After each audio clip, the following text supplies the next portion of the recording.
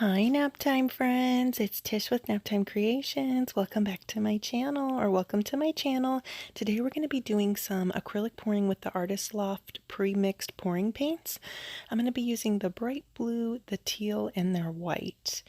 And these are just two 6-ounce cups I have here. I was trying to go from lightest to darkest in one cup and then darkest to lightest in the other cup, and just layering the colors. Just repeating, white, teal, blue, and then this one I'm going to do blue, teal, white, and then we're going to do an infinity pour.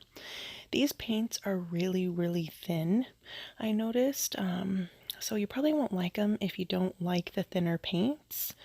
I'm going to take some of the teal here and just do a little bit of a line on the edge of my canvas just to break that surface tension. If you do this, it'll help your paints flow a little bit easier, and it doesn't have to be perfectly smoothed out. I've found that this really helps your paints just move a little bit easier on the canvas. So we're going to start pouring. I love the infinity pour technique because I feel like no matter what, it always turns out pretty to me anyway.